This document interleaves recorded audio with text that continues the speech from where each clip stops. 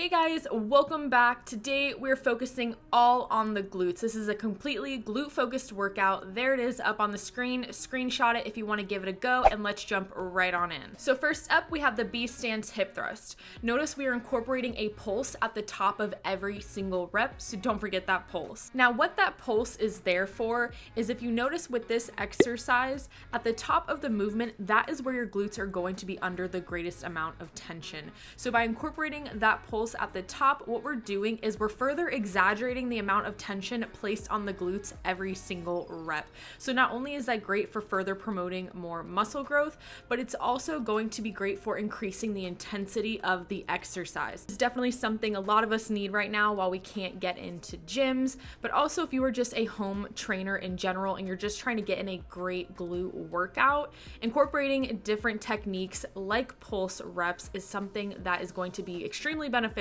in your training as you progress and become more experienced and want to increase the intensity but don't have access to all that excess weight. Now, if you are interested in learning more about different techniques that you can incorporate into your training to increase the intensity of an exercise that don't involve increasing the weight, I'll go ahead and throw up an info card here so you guys can go ahead and watch that video after this one, which is basically going to explain all these different techniques to you. I've made it a few weeks ago and put it up, so there you go. If you haven't seen it, you can go check that out.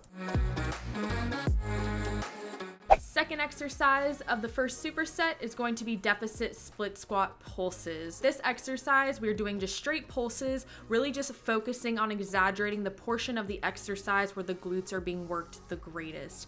Now, I really want to make sure you guys keep this as glute focused as possible. So how you're going to do that is I want you guys to make sure you're taking a wide step back. I really want you to have that wide stride between your legs. That's going to help keep you from having that front knee track over your toes, which would further extend your quads, making it more quad dominant and really just fire up your quads. That's something we want to eliminate, so having that wide stride will help with that. Also, think weight and backside. So on that front planted foot, try to keep a majority of that weight in your heel. Still keep your foot planted, but just think weight backside. Next superset, we got glute kickbacks. Now, how you can increase the intensity of these while also avoiding from that supporting leg just taking over and firing up, losing all that contact you want in that working glute, is by keeping the reps constant. So we want to keep all that tension constant on those glutes by keeping those reps flowing. Now, since they are faster pace reps and I still want to keep those glutes under tension for a good amount of time, I'm going to drive those reps up. So here we're doing 20 reps per set per leg, and this is how I increase the intensity of this exercise and keep that tension and contact where I want it and avoid from having that non-working leg taking over. Second exercise, the second superset, is going to be side step outs. Now with these step outs, I really want you to take them as wide as you possibly can. So as far as you can get that band apart is how wide I want you to step. Make sure you're driving those knees outward. Keep those knees in line with those toes. So think about having your toes slightly pointed outward as you step out as well to keep everything tracking in the right positioning. And again, taking those steps as wide as you possibly can. Once you catch your balance, go ahead and step back out to the other side. Notice I also have a slight lean forward, getting a little bit of extra hip extension, getting those glutes in that stretched positioning throughout the entire set to further emphasize the glutes for this exercise. You ain't got enough of this fever, I know. Nothing would remain and you don't wanna go, so go. Cause you're picking your pace, no time to waste. I wanna love you but life doesn't wait. You can't stay here and waste away. You need to taste every mistake, fall out and get up again and again. Again and again and again and again. I'll be with you always, you don't need to be afraid. Third superset is going to start off with incline glute bridges. Now we're doing these single legs. So you're going to do 10 reps on the left and then 10 reps on the right. or vice versa, whatever floats your boat. So the number one question I get whenever I do these is people ask me where they should place their foot on whatever they are using to elevate themselves. That's all personal preference. I usually either do it one of two ways, either like here where I just have my heel on whatever I am using just to further emphasize the load on the backside, or I'll place my foot on the edge and I'll keep it placed right in the middle so my heel and my toes are hanging off, if you get what I'm saying. I've done it in a few other videos. Basically, I just avoid keeping my toes on any surface just to further avoid any quad activation going on.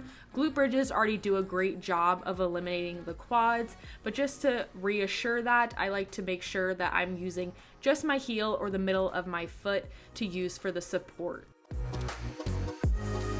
And supersetting with those is going to be fire hydrants. We are incorporating the band for this exercise, and you're going to do 15 reps on each side. Now, one little tip that I do have for these is if you notice my hand placement, I like to keep my hand placement staggered. I'll always have the non-working side, the hand placed up higher, and then the working side up a little bit back further. I find that that staggered hand placement helps with balance and stability throughout the exercise to just help me keep the contact on the glutes where I want it and not have to worry about keeping my balance and swaying back and forth. So if you're somebody that struggles with that, try that staggered hand placement and see if it helps you out. And I'll meet you up, I'll meet you at the I'll be with you always. You don't need to be afraid. I'll meet you up, meet you at the end.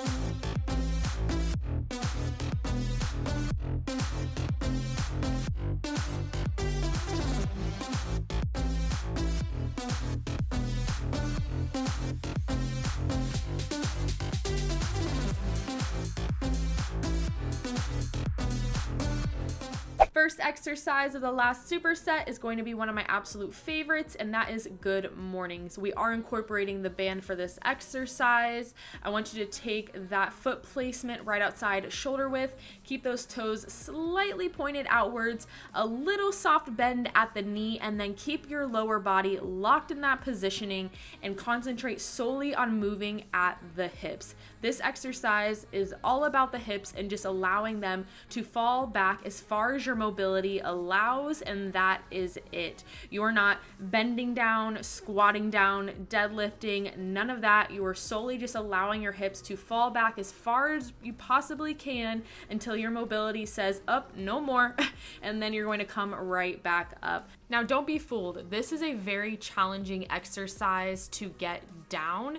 And so if you are somebody who is trying to improve on this exercise or even just learn how to properly do it, you want to do them in front of a wall. So that way, when you break your hips back, you will slightly tap the wall, and that's how you know you've successfully done it. If you're not hitting the wall, that means you're squatting down or bending and breaking at the knees. That's not what we want. You want to keep your lower body locked in that positioning and just allow your hips to fall back till you feel yourself tap that wall and then come back up. And then as you improve your mobility, you can stand further and further away from the wall till you feel you don't need it anymore.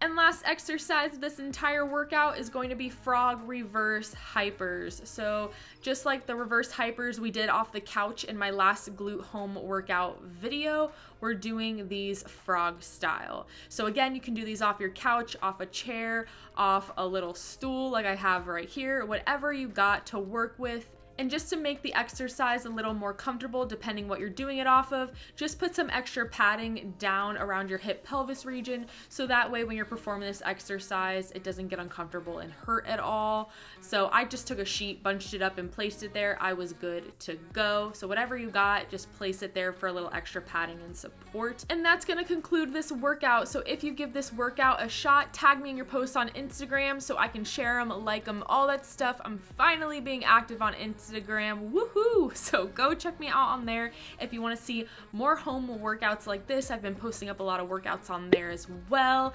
Subscribe to this channel if you haven't already, and give the video a thumbs up if you enjoyed it, and I'll see you all in the next one. Bye guys! Don't you know what happens to dreams you don't follow? they crumble. You know I can't stay what you're getting so hollow. So go, 'cause you're picking your pace.